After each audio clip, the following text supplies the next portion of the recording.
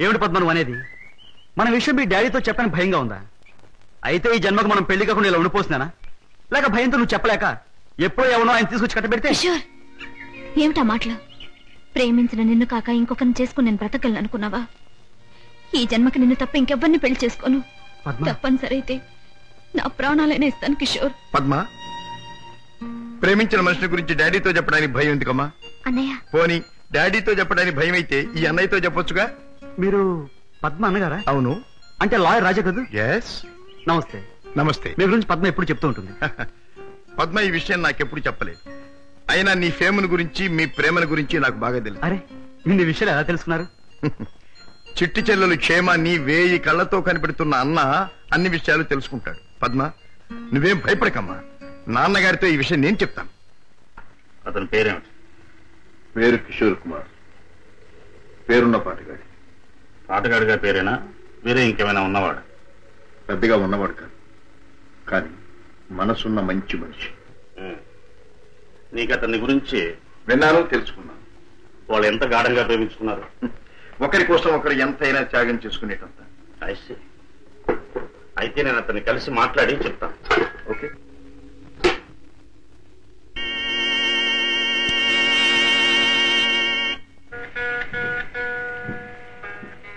May I come in? Yes, please come in. You are Mr. Kishore, I suppose. Yes, మీరు? I am Sashibhushan Rao, multi-millionaire, business magnate and Padma's father. నమస్తే. మీరు ఇలా వచ్చినందుకు చాలా సంతోషంగా ఉంది. Please కూర్చోండి సార్. ఎక్కడ కూర్చోవాలి? మా ఇంటి నౌకరు కూడా కూర్చోడానికి సందేహించే ఈ సోఫాలోనా? మా కారు డ్రైవర్ కూడా కూర్చోడానికి ఇబ్బంది పడే ఈ కుర్చీలోనా?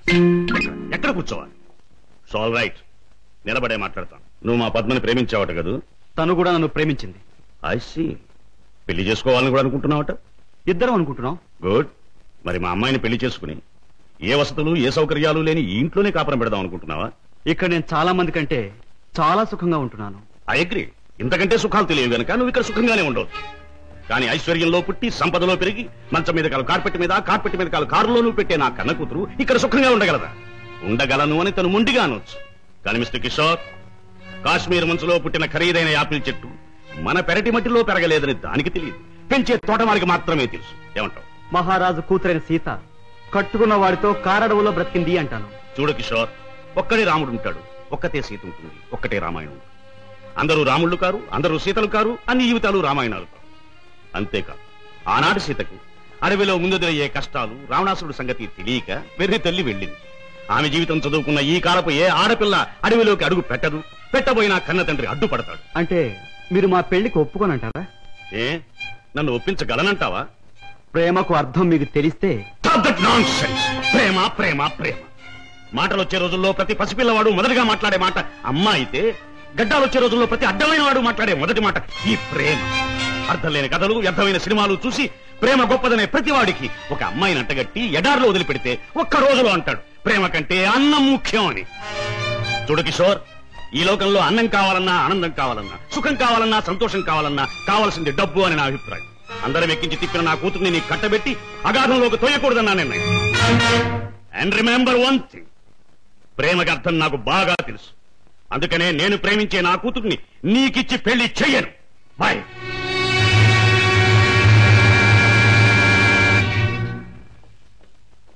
డాడీ, కిషోర్ని కలిశారా? అన్ని విషయాలు మాట్లాడారా? పెళ్లి ముహూర్తం నిశ్చయించారా? నిర్ణయించాను. రాజా, నేను ఇవాళ అర్జెంటుగా హాంకాంగ్ పెడుతున్నాను. వారం రోజుల్లో తిరిగి వస్తాను. నేను వచ్చిన 2వ రోజునే పద్మకి పెళ్లి. బట్ వన్ థింగ్, పద్మ పెళ్లి జరిగేది కిషోర్తో కాదు, నా స్నేహితులైన కోటీశ్వరుని కొడుకుతో. డాడీ, ఇది నా తుది నిర్ణయం. It's final.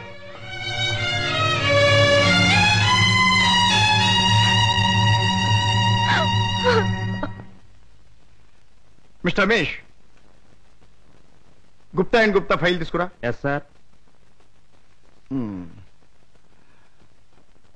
File sir.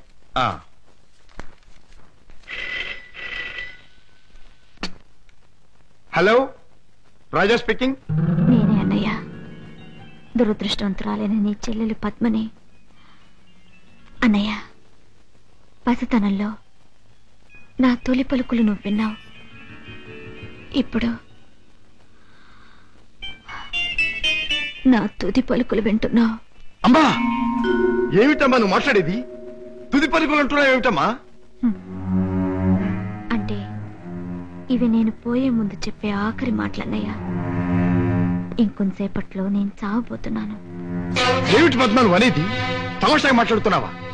లేదన్నయ్య, నిజమే చెప్తున్నాను. కోరుకున్న మనిషికి చేరువ కాలేను నేను అందరికీ దూరంగా వెళ్ళిపోతున్నాను. నా ముందు ఎన్నో నిద్ర మాత్రలున్నాయి. అంత పని చేయొద్దమ్మా. నా మీద నీ గౌరవం ఉంటే ఆ నిద్ర మాత్రం ముట్టుకోకమ్మా. డాడీకి చెప్పి నీకు కిషోర్కి పెళ్లి నేను జరిపిస్తానమ్మా. నా మాట నమ్మమ్మా, నా మాట నమ్ము. లేదన్నయ్య, డాడీ నా ఇష్టానికి ఒప్పుకోరు. ఆయన ఇష్టానికి నా మనసు అంగీకరించదు. అందుకే అమ్మ దగ్గరికి వెళ్ళిపోతున్నానన్నయ్య. నా గొంతులోకి మరికొన్ని మాత్రలు వెళ్ళిపోతున్నాయి. పద్మా పద్మా వద్దమ్మా, అంత పని చేయకమ్మా. నువ్వు ఎక్కడి నుంచి మాట్లాడుతున్నావమ్మా? ఇంటి దగ్గర నుంచేనా? కాదన్నయ్య, ఇంట్లో అయితే చచ్చేటప్పుడు కూడా డాడీకి భయపడుతూ చావాలి. అందుకే ఊళ్ళో లేని ఒక స్నేహితురాలు ఇంటికొచ్చి, రమేష్ సార్, నువ్వు పక్క ఫ్లాట్కి వెళ్ళి ఎక్స్చేంజ్ ఫోన్ చేసి ఏ అడ్రస్ నుంచి ఈ ఫోన్ కాల్ వచ్చిందో తెలుసుకో. అమ్మా నువ్వు చావడం తప్పమ్మా. భగవంతుడి ఇచ్చిన బ్రతుకు చివరిదాకా బ్రతకాలమ్మా. కొన్ని బ్రతుకులు సవ్యంగా అంతమవక ఇలా అర్థాంతరంగా పోతూనే ఉంటాయి. చెల్లెమ్మా address sir. Padma Padma mister Raja, మీ చెల్లెలికి ఏమీ ప్రమాదం లేదు. స్టమక్ వాష్ చేసి గండం నుంచి బయటపడేట్టు చేశాం. స్పృహ వచ్చింది, వెళ్ళి చూడొచ్చు. Thank you very much. ఎంత సాహసం చేశావమ్మా. నిన్ను రక్షించుకోలేకపోతే ఈ అన్న జీవితాంతం కుమిలి కుమిలి బాధపడేవాడు. నన్నెందుకు రక్షించావయ్యా? ఎందుకు? కిషోర్తో నీ పెళ్లి జరిపించి నీ జీవితం కలకల్లాడుతూ ఉండేటట్టు చేయటానికి. అవును, డాడీ రాకుండానే దగ్గరుండి మీ పెళ్లి జరిపించడం. మూడు ముళ్ళు పడ్డాక ఆయన వచ్చినా మీతో రాజీ పడగలరు.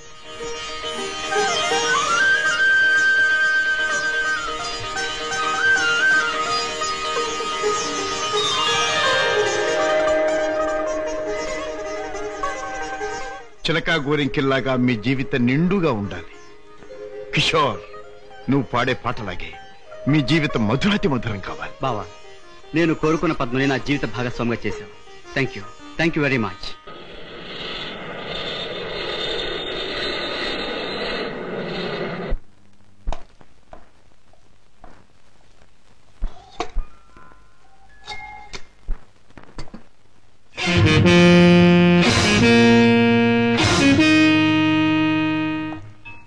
రాజా,